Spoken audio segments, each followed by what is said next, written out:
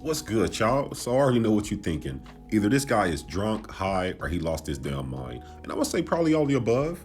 But to be real though, it's just that this COVID-19 lockdown has given me a chance to go back and watch some movies and things that I didn't give a chance to before. And Dr. Doolittle is definitely one of those.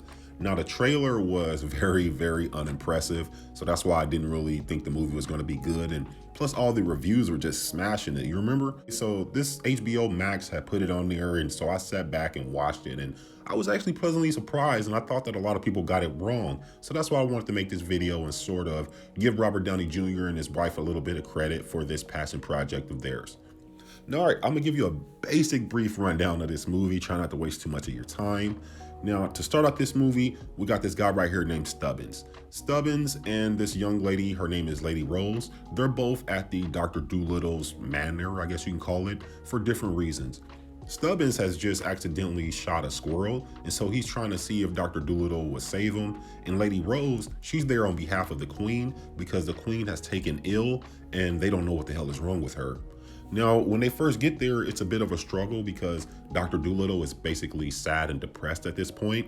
His wife was a voyager and explorer, and on her last trip, she actually crashed her ship and became shipwrecked. And the only thing they was able to find was this book of hers, which is like a map, basically showing you how to get around all these different places, but they did never find her. So that's what he's dealing with, and that's why he's all depressed and secluded. And I think they're able to have this come across in a touching but comedic way because they didn't want to make it seem too dark with the subject matter that they was talking about, death and all that stuff.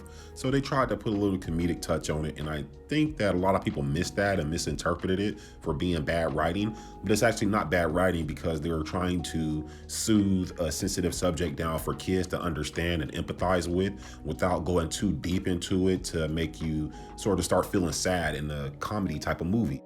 But anyway, they're able to get Dr. Doolittle to be back himself again. He saves a squirrel, and then he's on his way to the castle to save the queen pretty much, or figure out what's wrong with her.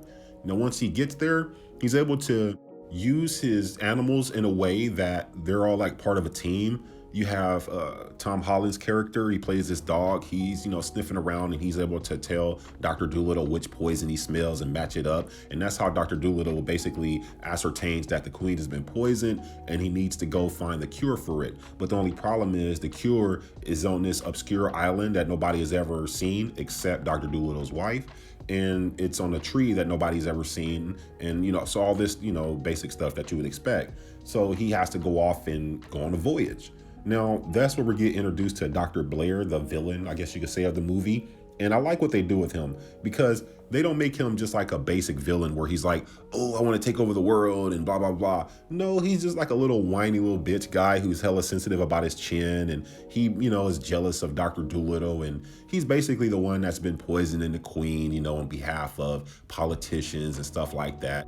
But anyway, as Dr. Doolittle's on his voyage to get the cure, Dr. Blair is basically following behind him, trying to prevent him from ever reaching that island.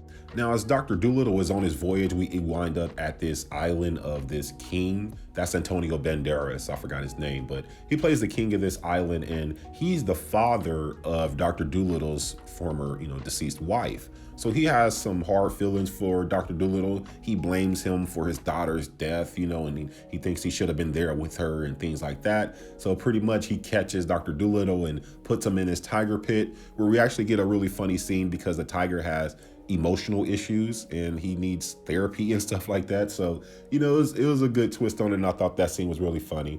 Make a long story short, Dr. Blair basically blows up Dr. Doolittle's boat trying to strand him on that island, but eventually they both make it to this private, secluded island and they find the tree. And then we have a very fucked up scene with a dragon that I'm not going to ruin for you. But this dragon is basically rampaging and killing everybody. And she basically agrees to spare Dr. Doolittle, but Dr. Doolittle helps her. And I'm just going to say he cures her, but I'm not going to say what he does because it's just something you have to see for yourself to believe. Anyway, he's able to cure her, and then she lets him get the tree and the root and all that stuff and go back and save the queen. All right, so this is where I think people got it wrong. I believe that the writing in this movie spread out between the celebrity voices or whatever was perfectly cast. Everybody matched their character exactly. You had John Cena being a polar bear, and what's his name? Kumanji. I'm sorry if I'm getting your name wrong, but he played this ostrich, and they constantly argued and fought, and it was just hilarious watching them two go at it. You had Tom Holland playing this dog, he was funny as hell. You had Selena Gomez in there as a giraffe. I mean, you had so many celebrities. I felt like they matched their roles perfectly. I'm not going to ruin it all for you because some of the punchlines, you don't want to get ruined. But again, the comedy in this movie was spot on.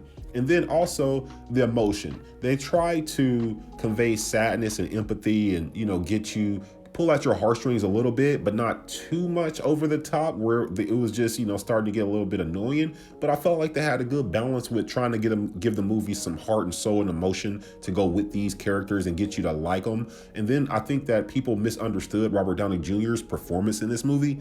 The reason why he did the accent and dressed all crazy was because he was not trying to get you to think Iron Man. He'd been playing Iron Man for 10 or 12 years, and with that Iron Man voice and Robert Downey Jr. mannerisms, he had to go completely opposite because he wanted people to come see this.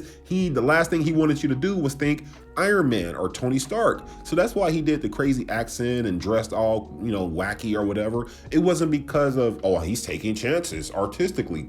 No, he did that on purpose so you wouldn't think about Tony Stark. And I felt like that was the right thing to do because as I'm watching this movie, I did not think of Iron Man or Tony Stark at all. I give this movie about a 7.5 out of 10. I mean, it's one of those things you could sit back and watch with the family and you wouldn't be offended. You wouldn't feel like, okay, I wasted my time out of my life. I can't get that back. Why the hell did I watch that? Just like I thought I would be, but I was wrong.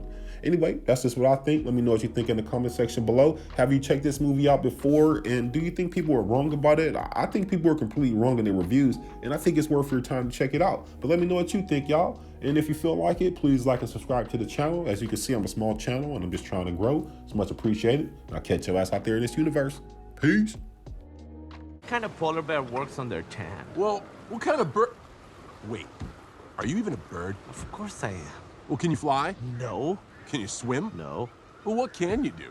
I can run. I can run. What bird stuff can you do? Well, what bear stuff can you do?